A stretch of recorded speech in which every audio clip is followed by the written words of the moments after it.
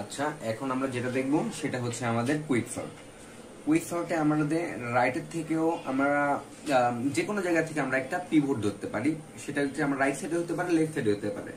তো আমরা সুবিধার্থে আমি রাইট সাইড থেকে আমরা 4কে পিভট হিসেবে ধরে নিব।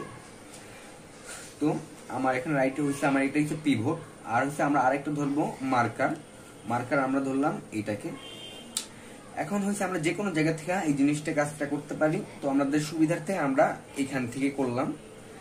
আর আমার এইখানে যেটা হয় নর্মালি, এখানে হচ্ছে আমাদের মোটামুটি 3টা জায়গাতে সবসময় সোয়াপ হয়। আর 3টা জায়গাটা হইছে আমাদের এখানে যে পিভটের আগেরটা, আর হইছে আমার আর হইছে আমার এই যে এই মার্কারেরটা। তো আমাদের সোয়াপ কিভাবে হয় সেটা আমরা দেখি। এখানে আমার আছে কত 5 আছে আমার মার্কার, আর আছে আমার এখানে 4 হচ্ছে আমার পিভট। তো আমার 4-এর আগে হচ্ছে আমার এটা যেহেতু পিভট, তো আমার চেক করতে হবে আমাদের হচ্ছে সবসময় হচ্ছে যেগুলো হচ্ছে মানগুলো ছোট সেটা হচ্ছে পিভটের আমাদের রাইট সাইডে হবে, আর হচ্ছে বড়গুলো হবে পিভটের লেফট সাইডে। তো আমার 4 হচ্ছে এখানে পিভট। এখন আমার রাইট সাইডে যেগুলো থাকবে সেগুলো আমার রাইট সাইডে বসবে, বড়গুলো যেখানে বসবে সেগুলো বড়গুলো মূলত বসবে আমাদের লেফট সাইডে, আর ছোটগুলো বসবে রাইট সাইডে। এতটুকু আমি বলতে চাইতেছি। তো আমার পিভট হয়েছে আমার এখানে হয়েছে আমার 4। তো আমার 4টা চলে আসবে আমার এইখানে, আর হয়েছে 4টা আমার চলে আসবে এইখানে, আর আমার 3টা যাবে আমার মার্কারের কাছে, আর আমার 5টা যাবে আমার লেফট সাইডে, লেফট সাইড এইটা।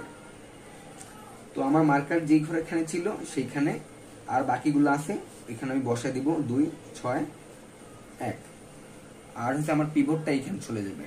আবার আমার চেক করতে হবে পিভট আমার কত 4। এখন হচ্ছে 4 আমার পিভট, আর মার্কার কত 3। এখন আমার আবার চেক করতে হবে 4 কি 3-এর থেকে ছোট না বড়। ছোট। আবার এইখানে চলে আসবে মার্কারটা আমার এইখানে চলে আসবে, আবার এইখানে চলে এসে আবার আমার পায় কত 2। 2 কি 4-এর থেকে ছোট নাকি বড়? তো আমার 2 হয়েছে ছোট।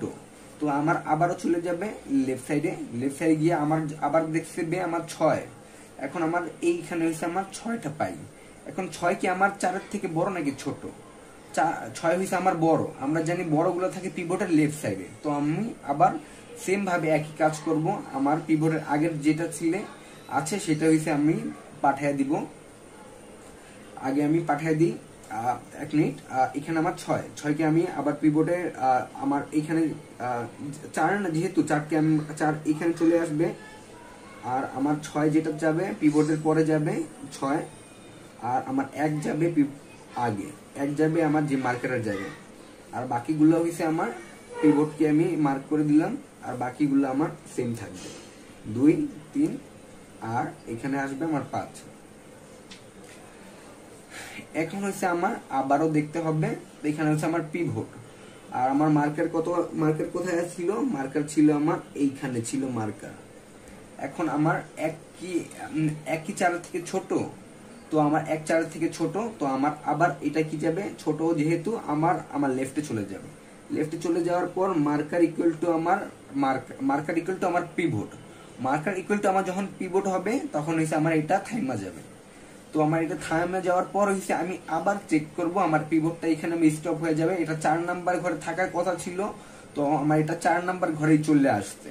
তো আমার এখানে থামতে হবে, যেহেতু আমার সর্টেড করলে কত আসতো এখানে 1, 2, 3, 4 নাম্বার ঘরে আসতো না। তো আমার এখানে 4 নাম্বার ঘরেই ভ্যালুটা 4টা পাওয়া গেছে, মানে আমার 4 এইখানেই আমার থাকতো। তো আমার 4টা এখানেই আছে। তো আমি আবারও এক ঘর আমার এই সাইডটা আমার আবার সেম কাজ করতে হবে, পিভট সিলেক্ট করতে হবে। আবার এইখানেও আমার একটা পিভট সিলেক্ট করতে হবে। আমার এই সাইডের কাজটা আমার শেষ, মাঝখানের কাজটা শেষ। এখন আমি আবারও একটা এখান থেকে আমি পিভট ধরতে পারি 3, 2, 1। তো আমি লেফটের 1কে আমি পিভট হিসেবে ধরে নিলাম।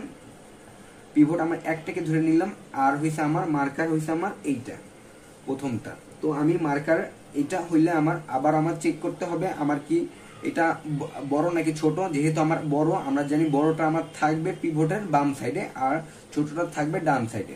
তো আমার এখানে হবে আমার সেম। আবার পিভটটা আমার সামনে চলে আসবে 1 ঘর সামনে, আর আমার এইটা সামনে যেটা থাকে এটা আমার চলে যাবে এইখানে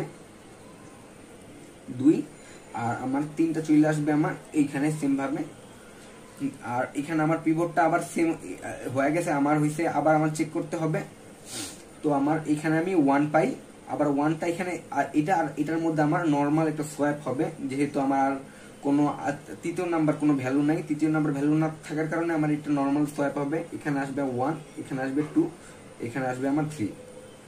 সেম আমার এইখানে একটা আমার পিভট হিসেবে ধরে নিতে হবে, পিভট আমি 5 ধরার কারণে আবার আমার তৃতীয় কোনো আর ভ্যালু নাই, তৃতীয় কোনো ভ্যালু না থাকার কারণে এটাও আবার নর্মাল সোয়াপ হবে। এখানে 5 চলে আসবে, এখানে 6 চলে আসবে।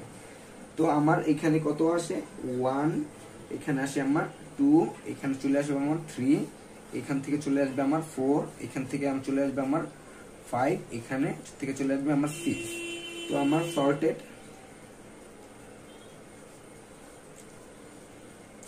অ্যারেটা হচ্ছে আমার